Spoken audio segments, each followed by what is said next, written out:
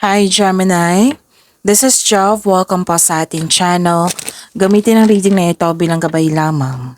Kung naka-resonate kayo, comment down. Kung hindi kayo naka-resonate, ibigay niyo po sa iba kasi general reading po ito. Kunin niyo lang po kung ano yung naka-resonate sa iyo. This is for you, Gemini.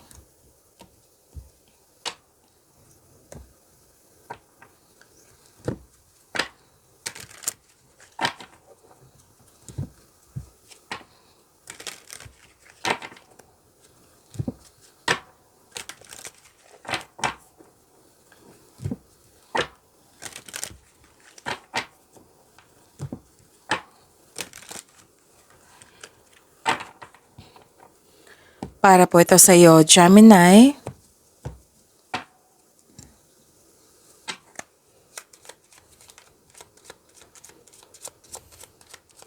Maraming salamat po sa inyong patuloy na suporta at maraming salamat din po sa mga hindi nag-skip ng ads. Maraming salamat din po sa mga nag-donate. Sa mga hindi pa nag-subscribe, subscribe na po kayo at click bell notification para malaman nyo na may bago tayong video. Para sa mga gusto magpa-reading, comment po kayo ng personal reading. Again, comment kayo ng personal reading and check my reply sa comment section.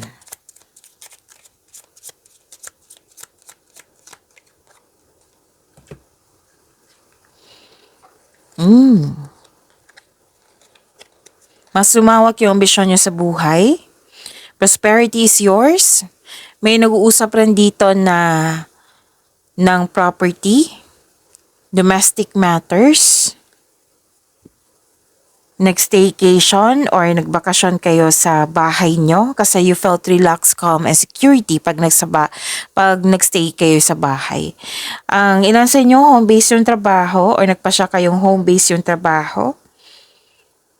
Nagpasya ang ilan sa inyo talaga dito na mag-rest. And nalilito, naguguluhan, kaya ka may kausap dito. Pwedeng elders, wisers, parents, mentor, na isa sila sa dahilan na bumalik yung confidence mo. Na-motivate kayo, you're taking action with courage. Yan. Kasi nakatanggap kayo ng wisdom message from this person, from them or from this person. Okay? Support and wisdom message. Okay. May temptation ako nakikita dito. Maaring may gusto kayong bilhin or di kaya temptation sa isang bagay, sa isang tao, sa pagkakataon. So pag-isipan niya ng mabuti. Okay? Pwedeng may nagsinungaling sa iyo or di kaya may tuto sa iyo or di kaya rivalry ito or di kaya may concern sa third party or di kaya may mapanilang na tao. Pero most likely, Gemini, may temptation talaga ako nakikita dito. May gustong bilhin. Pwede. So, alam niyo naman kung ano yung temptation, di ba? Oh, so, ayun. So, claim niyo po tong prosperity is yours, tong panghinga, yung support from this person.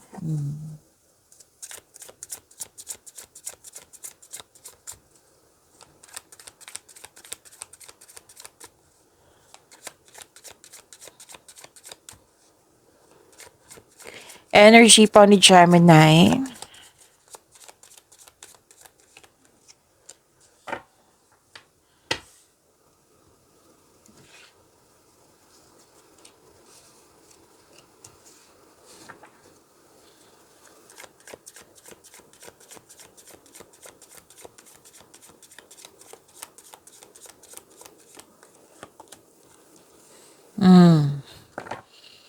Gemini, kung may napansin kayo na repeating message, yan po yung pinupush ng course nyo po. Like for example, nanood kayo sa inyong video reading at dito rin at may napansin kayo na repeating message. Yan po yung pinupush ng course nyo na kailangan nyo bigyan ng atensyon, solusyon at aksyon kung maaari po. So, ano yung energy ni Gemini?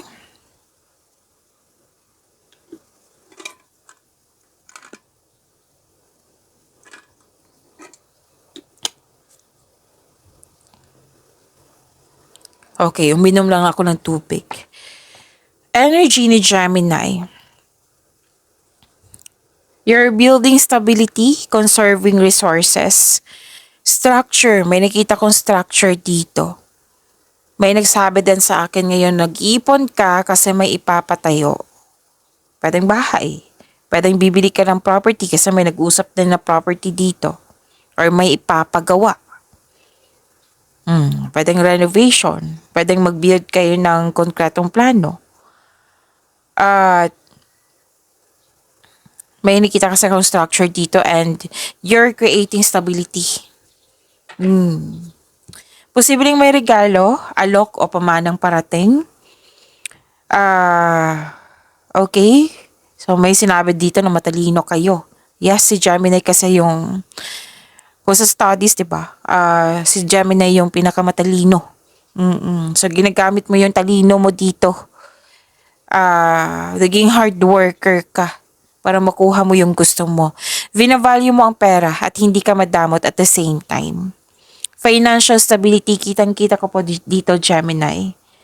And sinabi ng card dito, kasi kanina ko pa to nakikita yung pag-iipon eh. Sinabi ng card dito na itong pagkakaroon mo ng disiplina sa pag-iipon, sa pagtitipid, yayaman ka niyan. Gemini. Mismo ang card ang nagsabi niyan. This will lead you to have financial abundance and personal growth. So, nagkaroon ng disiplina sa pag-keep ng pera. Tapos, sabi ng card, bigyan din ng panahon ng sarili mo, kumbaga, pamper yourself. Deserve mo naman kasi naging masipag ka. So, nakita ko dito, nagkaroon ng sense of stability kasi may gusto ka na bilhin. Lalo na yung paghahanda paghahanda to. Like, buying properties, may specific na goal ka na bibilhin or para sa future ito. Okay, sense of stability nakikita ko dito which is very good. Maturity ang nakikita ko dito, Gemini. Ang ilan sa inyo nagtrabaho sa abroad or dito nagtrabaho sa Pinas pero ang connection nyo is nasa abroad. It might be may employer nyo is foreigner. Pwede din na yung customer mo, kliyente mo galing sa labas. Oo, connection. May connection ka sa labas. Okay, sa malayong lugar. And kitang-kita ko dito na conservative ka sa money, investment. Gusto mo magkaroon ng financial security. Kaya mas focus ka sa yung career ngayon. So more on trabaho to eh. Kasi nga may project kayo. Kasi nga may specific goal kayo. Kasi nga nagsisave ka ng money for your future. Okay? So, you're saving money for your future or may specific goal, kaya sobrang ingat mo sa kaperahan. So, this card serves as a reminder na be generous since giving to others brings more prosperity into your own life. So, si Gemini, hindi man to madamot. Ano to? Matulungin to. Si Gemini, pag may na-receive na blessings, magsishare talaga yan. Okay? Babalik yan sa'yo, Gemini. Prosperity is yours. So, lumabas dito yung prosperity at dito rin. Okay?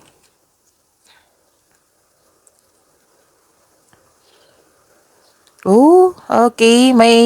Bago ako makalimutan. Kasi may repeating number ako nakikita dito, Gemini. So, kunin na natin, ha? This is 44 angel numbers. The angel number 44 signifies stability, hard work, and divine guidance. Stability and foundation.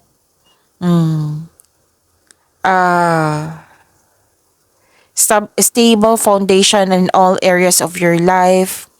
Whether sa relationship pa to, sa career or personal growth. Yes, magkakaroon ng growth. Hard work and dedication. Hard work and determination.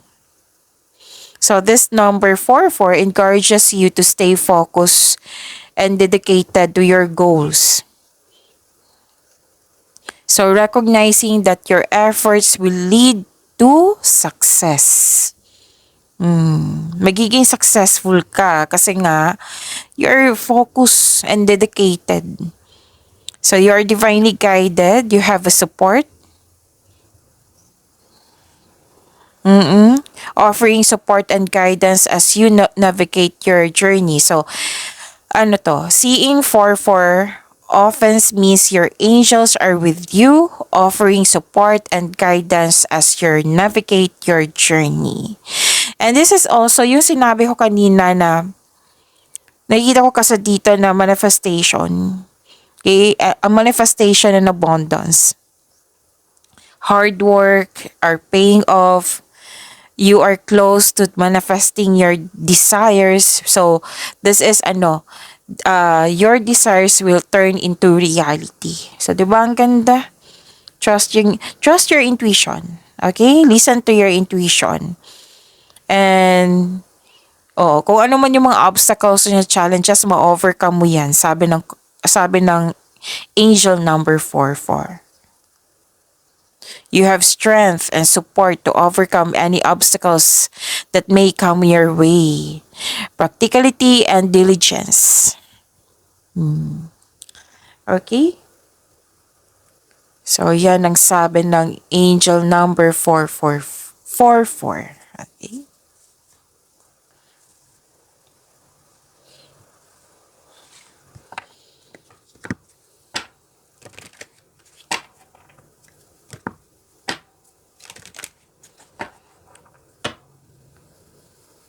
Rest. Andito rin. Natandaan nyo yung sabi ko kanina na ang ilan sa inyo nag-rest or gusto mag-rest sa bahay. Kitang-kita ko dito. Kasi resto or pagsisiyasat sa sarili. Structure na naman nakikita ko dito. Stability. Dalawang card na mismo nagsabi niyan ha. Pati na rin sa angel number 44. Structure, stability. Nakaramdam ka ng pagod, wala ka, or kulang yung pahinga, or pwede din stress or nagkaroon ng anxiety. Kasi nakakapagod din yung anxiety po, 'di ba? Pwede din na you're not feeling well, or yun nga, pagod. Lalaban ka pa rin. Oo. Pwede din na you're not in the mood kasi nga gusto mo pang mag-relax, ganun. Yan yung nakikita ko. So, ikaw ay nagpapahinga ngayon upang makapag-isip ng mabuti para makapaghanda or magpagaling. So, importante talaga yung mag-rest, which is maganda kasi nagbabalanse ka dito. Alam na alam mo yung kung ano yung kulang sa'yo, o na dapat mong ibigay. So, ito yung rest. So, this card asks you to relax, calm your mind, and reflect. Sleep and meditation ay kailangan po.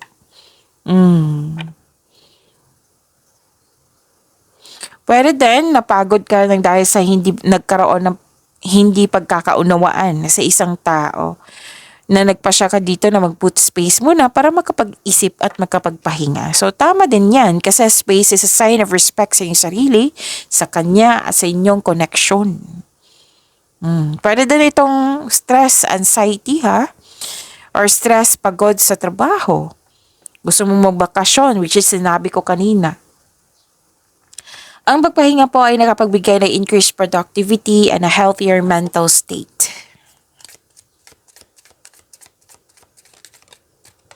Trust. Trust your intuition. See? Sa angel number 44, di ba? Kailangan nyo makinig sa inyong intuition. So, sinabi din dito, trust your intuition. The universe guides you. At sinabi sa angel number 44, di ba? That you are divinely guided at dito rin sa inyong tarot card. So, the universe guides you. Have faith and trust. Okay?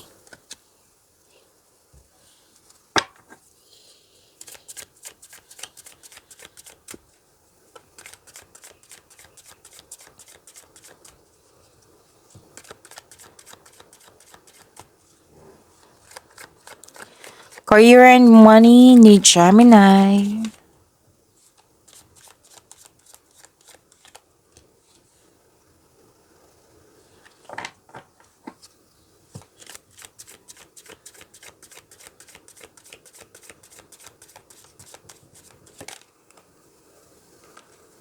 Oh, ang ganda. Gemini. Inom muna ako ng tubig. Saglit lang po.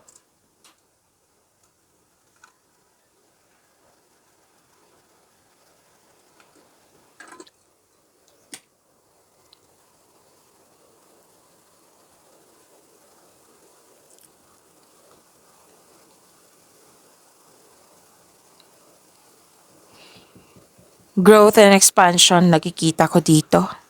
So, this is a repeating message. Ang ganda niyan. Lahat ng signs gusto niyan, Gemini. Growth and expansion nasa iyo. Collaboration din. This is a repeating message. Okay. Makikita mo na mga bunga na iyong pagsisikap ngunit maging mapagmasid. Kung may plano ka na, this is a time na gawin mo na ngayon. Ginagawan mo na ng aksyon yung matagal mo ng plano for your growth.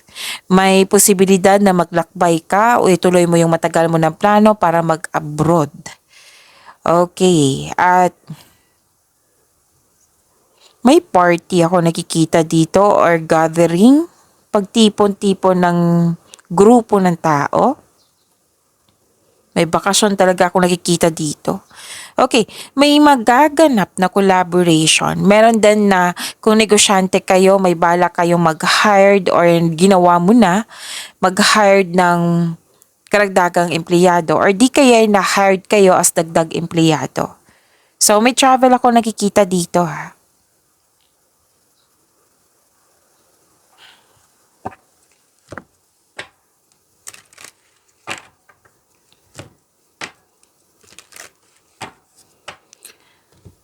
Okay, success and enjoyment. Ang ganda. Success and enjoyment. Naging wais ka sa pag-handle ng iyong finances, hindi ka rin madamot at the same time. Masaya ka makatulong sa kapwa mo. Bakasyon. Bakasyon pa rin nakikita ko dito, Gemini, from here to here and here, diba? Bakasyon, puro bakasyon yung nakikita ko dito.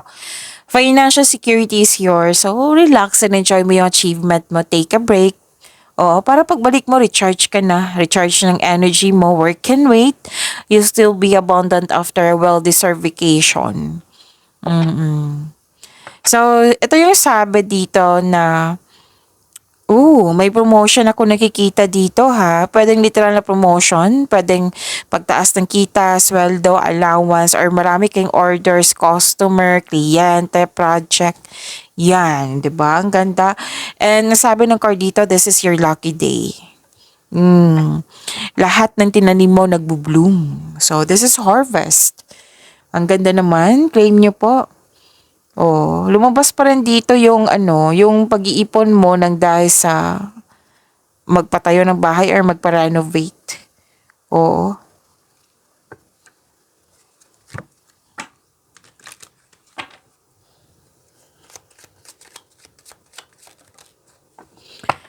Bright ideas.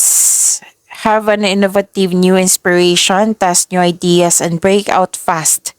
Take action on your ideas. Ideas is a blessing. Oo. So, yung dumating na idea sa inyo, kailangan nyo pong bigyan ng aksyon. Okay?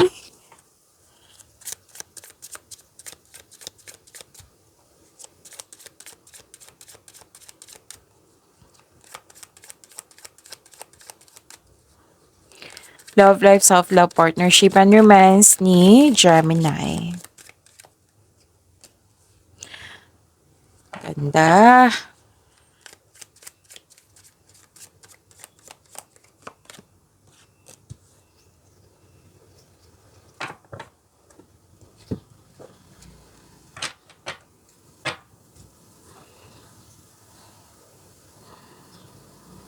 Gemini, sa love life, self-love, partnership, and romance. By the way, Gemini, napanood nyo na ba yung love reading nyo? Oo. The other day pa yun. So, hanapin nyo po sa channel natin. Kasi na-post ko yung link na yan. Okay, sa mga hindi pa nakapanood, then panoorin nyo kung gusto nyo po. Okay. So, may bagong pasok sa relasyon, may nagkabalikan, may nagkasundo, may promises, may bagong kaibigan, may bagong feelings, pwedeng crush ito. You're taking care of yourself, beauty application, pleasure, self-love. Ang daming ganap, di ba? You receive ang unconditional love. This card tells you na the divine is offering you a new love. Yes, may parating na bagong pag-ibig which can arrive in many forms such as self-love. Yun sabi ko kanina, bagong kaibigan, bagong relasyon, or new connection sa isang tao na magbibigay sa iyo ng love, peace, and happiness sa iyong buhay. So, this card asks you to be open sa pag-receive ng gift na ito dahil ito ay nakatadhana sa iyo, okay? And sa mga may relasyon sa buhay mag-asawa, renewal of love. Yes. Very supportive at mahal na mahal niyo ang isa't isa. Masaya kayo. At dahil sa masaya kayo, nagkaroon ng positive emotions flow. Pwede din may buntis or the arrival of the new baby. Ikaw ay nagfo-focus sa self-love po and you're taking time for yourself. At nagkaroon ng personal development.